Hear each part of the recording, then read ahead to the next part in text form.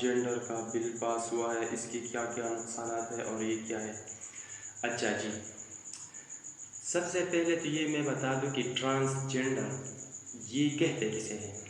یہ جنسی تبدیلی کا نام ہے، اور یہ بل 2018 کی شروعات میں یا اس سے قبل 2017 میں یہ پیش ہوا تھا۔ اور یہ بل کس نے پیش کیا؟ یہ بل پاکستان کی چاروں بڑی پارٹیوں نے پیش کیا۔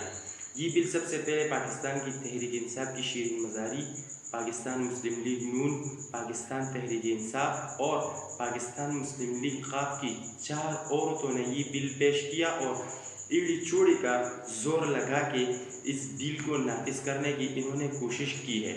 اور اس کی سب سے پہلے مخالفت اس وقت JUI کے MNA جو عورت ہے اس نے کی، اور پھر پرزور مخالفت اس کی جو سینیٹر مشتاق احمد صاحب ہے، ہم انہیں خراج تحسین پیش کرتے ہیں کہ انہوں نے بہت ہی توانا آواز اٹھا کے اس کی مخالفت کی۔ تو میں یہی کہہ دوں کہ ٹرانسجنڈر یہ جنس تبدیلی کا جو مسئلہ ہے، یعنی جو خواجہ سرائی، یہ تو بتایا جاتا ہے کہ انہیں حقوق ملے، انہیں جائیداد میں وراثت ملے، انہیں وہ سب ملے جو ایک مرد یا عورت کو ملتا ہے۔ تو میں یہی کلیئر کر دوں کہ اس سے نقصانات کیا ہوں گے اور اس سے فائدہ کیا ہوگا۔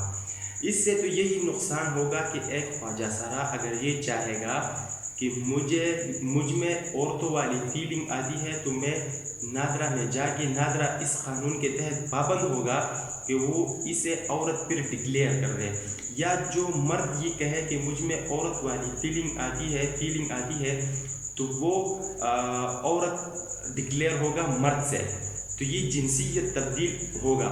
اور اس سے سب سے بڑا جو نقصان ہوگا معاشرے میں یہی ہوگا کہ جب مرد اپنی جنس کو تبدیل کر کے عورت بنے اور پھر وہ حکومتی کاغذات میں تو عورت ہی ظاہر سی بات ہے عورت ہوگی، تو پھر وہ مرد سے شادی کرنے کا بھی وہ کر سکتا ہے، کیونکہ حکومتی کاغذات میں تو وہ پھر عورت ہی تصور ہوگی اگر وہ اپنی جنسیت کو تبدیل کرے۔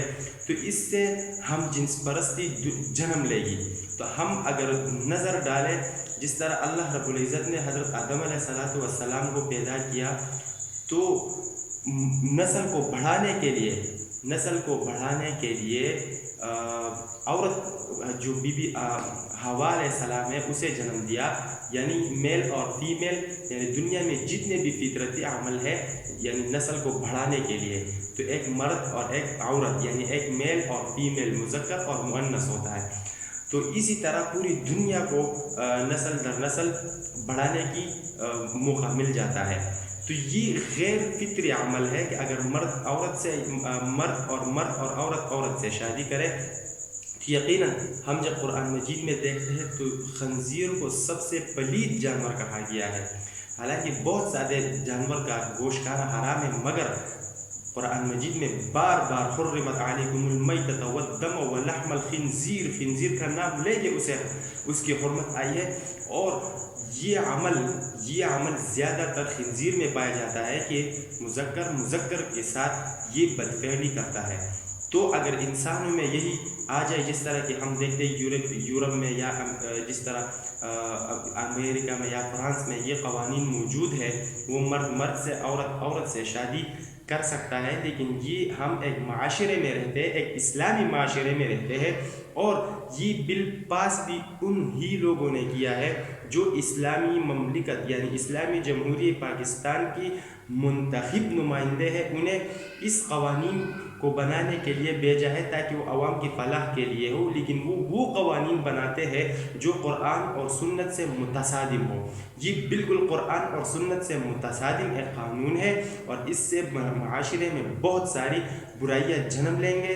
اس سے مرد سے شادی کرے گا یہ بھی جنم لے گا، کیونکہ میں یہی آپ کو سمجھانے کی کوشش کر رہا ہوں، اگر ایک خواجہ سرا یہ کہے کہ مجھ میں عورت والی فیلنگ ہے تو وہ نادرا میں حکومتی جو نیشنل ڈیٹا بیس ہے اس سے وہ عورت ڈکلیئر ہو جائے گا۔ جب وہ ڈکلیئر ہو جائے گا لازمی بات ہے پھر وہ اس کے ساتھ مرد کے ساتھ وہ قانونی طور پر شادی بھی کر سکے گا۔ تو یہ تو بالکل ایک حرام فعل ہے۔ اس طرح اگر ایک مرد اپنی شناخت کو ختم کرتا ہے، کہتا ہے کہ مجھ میں عورت والی فیلنگ ہے، تو وہ عورت بن کے پھر ایک مرد سے پھر شادی کرے گا. یہ بالکل ایک پتہ نہیں ذہن سے آؤٹ والی بات ہے. اور جہاں تک وراثت کی بات ہے تو وراثت تو جو پہلے سے ہی خواتین ہیں، ڈکلیئر خواتین ہیں، ان کو حق بہت مشکل سے ملتے ہیں. یعنی سال و سال عورت اپنے مائکے سے یا بھائیوں سے اپنا جو وراثت ہے وہ لیتے. آپ اس میں کیوں آسانی نہیں پیدا کر دیتے؟ آپ وہاں پر کیوں قانون نہیں بنا دیتے کہ بھائی یہ تو ایک قرآن مجید نے تو اس مسئلے کو حل کر کے رکھا ہوا ہے، ہماری فقہ کتابوں میں موجود ہے کہ عورت کا اتنا حصہ اور مرد کا اتنا حصہ، اس کو آپ کیوں نہیں آسان بنا رہے؟ جب یہ سب سے پہلے ہماری عدالت اس سے بڑی ہے پٹیشن سے. اگر اس کو حل کر دیا جائے میرے خیال میں اس کو بھی سنبھالنا یا اس کو حل کرنا اتنی مشکل بات نہیں ہے. اور یہاں پر یہ بات ذہن میں رکھ لیں کہ ہم بالکل بھی اس چیز کی مخالفت نہیں کرتے کہ خواجہ سرا کو اس کا حقوق نہیں ملے. بالکل اس کو ان کا حقوق ملے. ہم تو بالکل بلکہ یہی کہتے ہیں کہ جو خواجہ سرا ہے وہ کتنے مقدار میں ہوں گے، وہ اتنی زیادہ تو نہیں ہے، ان کے لیے وظیفہ حکومت مقرر کرے اور ان کو وہ ہنر دے دے جس سے وہ اپنی کمائی کر سکے، وہ اپنی جو معاش ہے، ذریعہ معاش وہ بنا سکے. ان کو تعلیم دے، ان کو وہ چیزیں پرووائڈ کرے جو ان کی زندگی کے لیے آسان ہو. اور امید ہے کہ میری بات آپ کو سمجھ آ چکا ہوگا. اور آخر میں یہی کہہ دوں کہ یہ 4 پارٹیاں ہیں وہ بالکل جو حکومتی بینچز پر بیٹھی ہوئی ہے یا چاہے اپوزیشن میں ہو، لیکن ان کو رکاوٹ، اس بل میں سب سے بڑی رکاوٹ اگر کوئی ہے تو وہ مذہبی جماعتیں ہیں. یعنی جماعت اسلامی، جمعیت علماء اسلام، وہ بالکل اس چیز کی مخالفت کر رہی ہے. اور اٹھایا بھی انہوں نے یہ اٹھایا ہوا ہے اور وہ اس کی مخالفت کر رہے ہیں. اگر یہ سینیٹر مشتاق احمد صاحب اور JUI کی جو نعیمہ کشوریہ صاحبہ ہے، اگر وہ یہ نہیں اٹھاتے تو شاید ہمیں پتہ بھی نہیں چلتا. اللہ ان کو بھی لمبی زندگی دے. اور میں آخر میں سینیٹر مشتاق احمد صاحب کو پھر سے خراج تحسین پیش کرتا ہوں کہ انہوں نے بہت ہی دلیری سے اس چیز کا مقابلہ کیا اور انشاءاللہ عوام کی تعاون سے یہ بالکل اس بل کو ناکام بنائے گا.